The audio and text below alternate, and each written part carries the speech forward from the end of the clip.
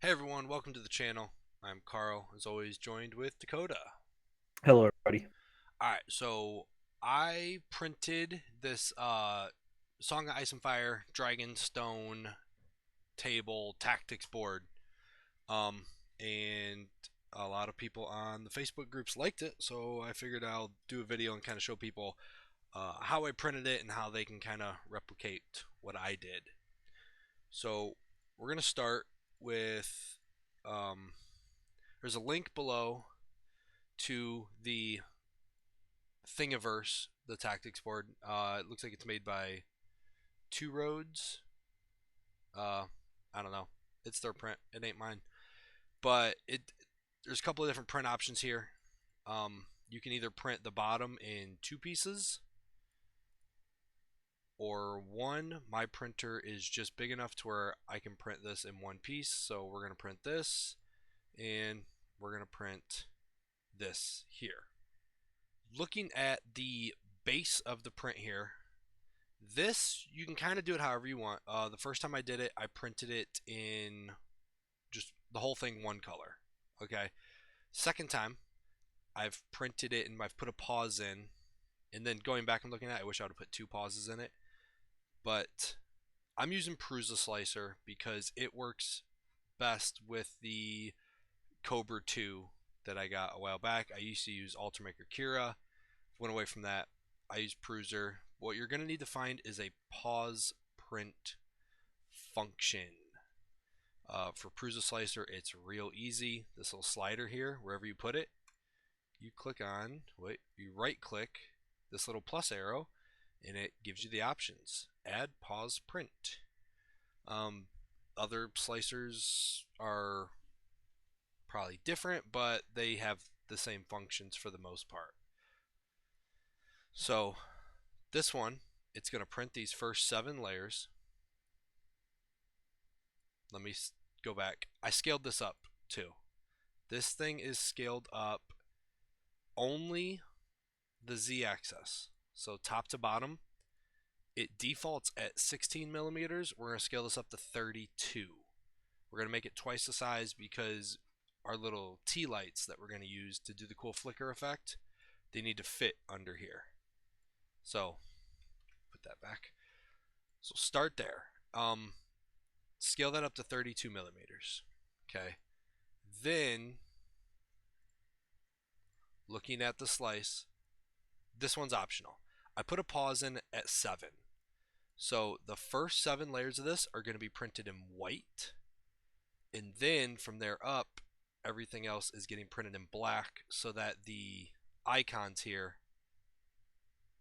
right there, so the red here, the blue there, I don't know why this one's red, the rest of them are blue, that'll be in white, and then everything else above it will be in black. So those will stick out better. Um, One thing I thought about later is I should have went white for this, gray up to here, and then done another pause, and then went brown for the legs. But that's overkill. Mhm. Okay, so that is for the base. For the tabletop, it's going to be the same thing, but we're going to print all the way up to layer 34. Oh, I also increased the scale on this from 5 millimeters to 8 millimeters just to get a little more depth in the rivers and stuff here. You'll see why at the end, but up to layer 34, and then we're going to put in a pause. This is all going to be printed in clear filament. I'm sure there's many different kinds. I got a link below to the one that I use. It's on the cheaper side for filament too, but this will all be done in clear filament. It's going to hit layer 34. It'll pause, and we're going to print these top 5 layers in black. And then when we put the lights underneath here, it'll give the table the cool glowing flamey effect like in House of the Dragon. Alright, here we are. We have our 2 prints completed. As you can see here, we printed these first, it was like, what was it, 7 layers I think it was, Mhm. in Yep. white. And then we printed the rest in black. Like I said, if we wanted to get real fancy, we would have printed this part in gray and then these parts even in brown, but I wanted black and white for maximum contrast on the video. And then this is our Dragonstone, well, Westeros tabletop. And that's what it looks like with the lights on. And then we kick on our little flickering tea lights here. Kill the lights. And we get that. And it, yeah, it's, I mean, it came out pretty much what we were looking for here, you know? Yeah, I mean it's pretty cool. Obviously, you probably are not going to be playing in like the pitch black dark, but it's pretty cool effect. I mean, it makes it something that's unique that you have when you're playing, uh, and it's pretty creative. I mean, I know you're taking that file and just like printing it out in different layers, but I don't know, it's pretty cool. Just something different that you don't see everybody having for a Song of Ice and Fire. Yes, yes. And works out well. I know when I originally printed it, I made holes for the tea lights to like go in, but that was actually unnecessary because it's Yeah, tall they can. enough to where it fits. And oh, I will say, real quick, almost forgot this part. These tea lights, they come with. Let's let the camera adjust there. All right, these tea lights, they come with like plastic flamey looking like Mhm. gooey sort of um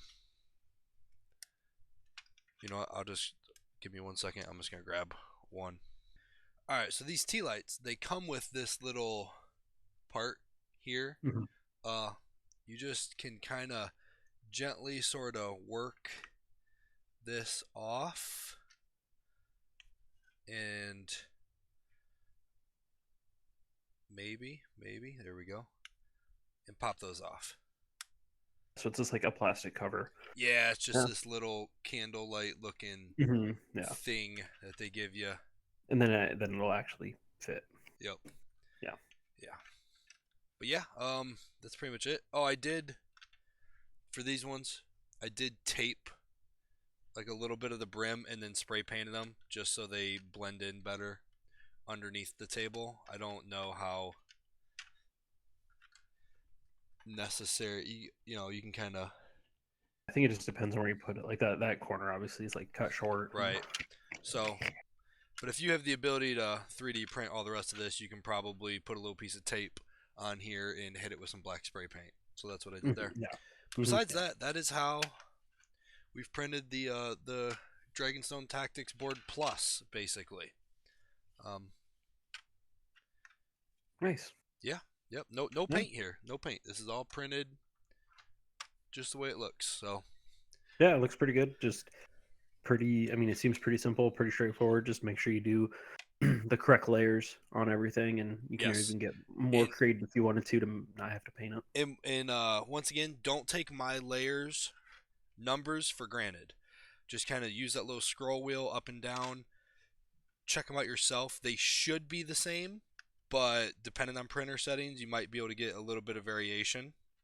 So check those layers yourself, and then find the right place to put your pauses. Yeah. All right. Well, thanks everyone for checking out the video. This was a little short 3D printing how-to, and we'll see you guys next time. Thanks for joining us, everybody. Bye. Bye.